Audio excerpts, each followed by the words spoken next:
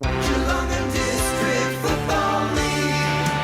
We are the Raiders from all around Geelong. I'm here to tell you how And welcome back, and of course we've got Grubby here. We're going to talk about Colts in a minute. Before we do that, we're going to have the ladder. Nearly gave the floor manager an absolute heart attack, but here we go.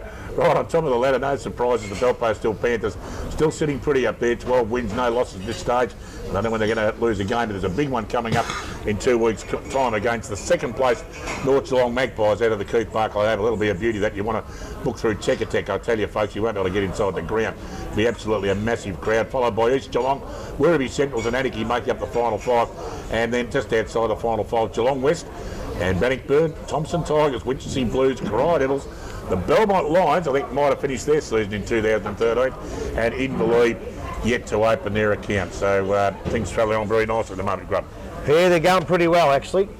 Now, what's happening with the Colts, mate? Well, with the Colts, obviously no Alex Tagani again. What's his name again? Alex Tagani. Tagani. Not Dave Tajani, as you call him. Alex Tagani. But he must be over in the Bahamas somewhere on holidays. Used to be good, wouldn't it? But look, we'll get straight into it. The Colts in Division 3. The ladder stands at Inverleigh on top, St Mary's second, Queenscliff, Port Arlington, and the Belmont Lions in fifth position.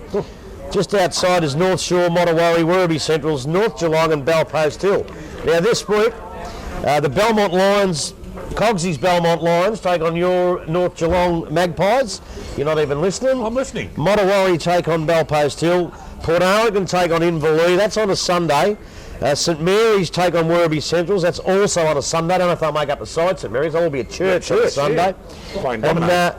And the match of the round, of course, is North Shore versus Queenscliff. So that'll be a real good one. In the Division 4, the ladder as it stands at the moment, South Barwon are on top, East Geelong second, Grovedale third, Anglesea fourth, and Anarchy in the five, and that's probably the way the five will stay, I would have thought. Leopold are just outside, Corio, Bannockburn, Ocean Grove, and Barwon Heads, Queenscliff, is it? How many towns do you want in the side? Jesus. So, this week in the Division 4, Leopold will play Grovedale, Anglesea will play Bannockburn, Corio will play Barwon Heads, Queenscliff, Sorrento, however many they want.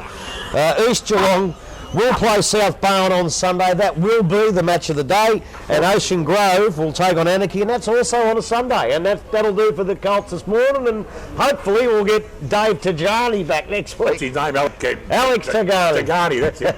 He's on school holidays or something. God knows where he is, but we'll get him back next week. Thanks a lot, Grubby. Well, we did also have another interview here on the North Geelong Footy Show this morning. We caught up with Blake Miller after the game last week at the Keith Barclay Oval, and Grubby is talking to him. Grubby's the little one, you'll notice him.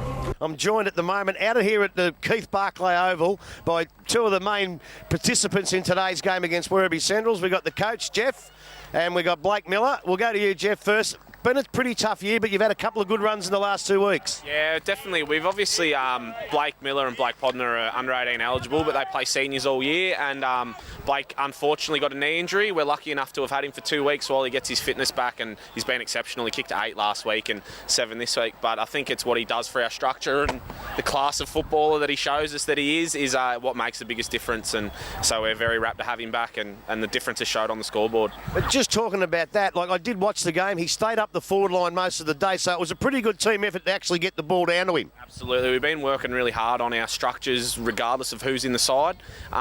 It's taken a fair few weeks, but we're slowly getting ourselves structurally right. Our own on-ball unit is starting to work out, getting really consistent in our own game plan, and obviously having Blake a bit deep in the square helps when you manage to get it down there finally. You know you can convert. It's a really positive thing. Thanks, mate. Well, just on you, Blake, a couple of games in the twos, coming back from a pretty bad injury. You've kicked probably, 12 or 13 goals in the 2 weeks. How far are you away from seniors, mate?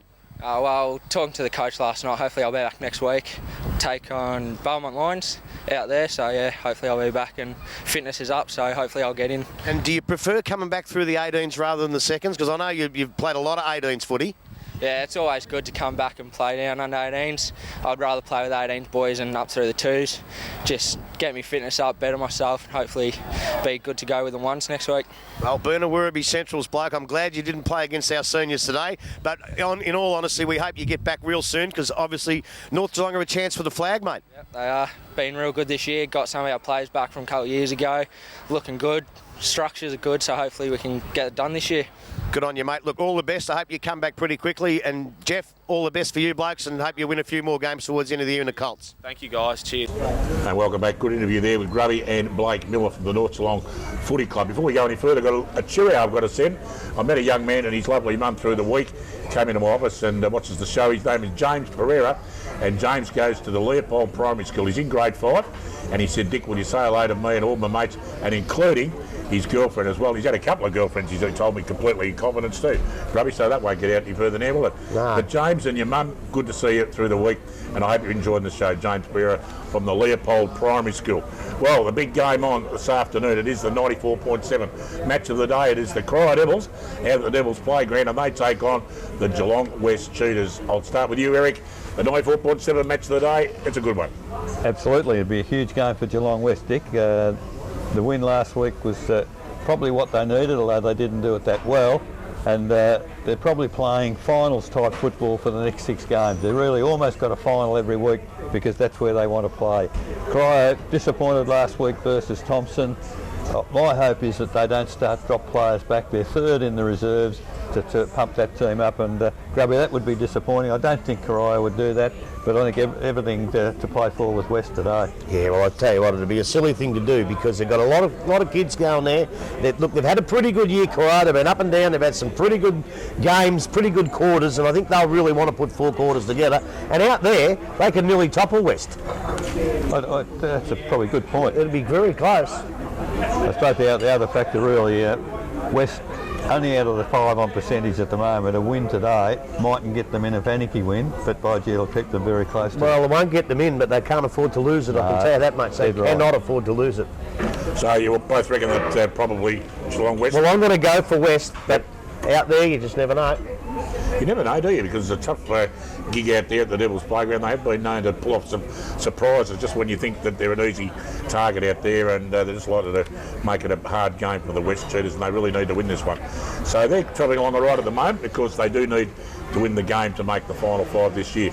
It is the 94.7 match of the day, folks, and you can catch it from 1:30 this afternoon on 94.7 The Pulse. And Grubby, who else is in the commentary box with you this afternoon? Jason Doherty. And, Number 2 commentator in country football. Yeah, and I'd probably say Mumbles Downey too, I guess. Andrew Downey, I should have said. Sorry. Andrew Downey, because Kevin Kane took me to the big night at the Trots last night, the Dogs I should say. Okay. GDFL sponsors night, a very good night too. Thanks very much to the GDFL out at the Beckley Park Centre, and it's a great venue indeed nowadays. I can tell you that now for a good night out. Well, we're going to take a short break. When we come back, we'll talk about all the action on this afternoon. Back up. The Raiders from all around Geelong, I'm here to tell you how football is strong.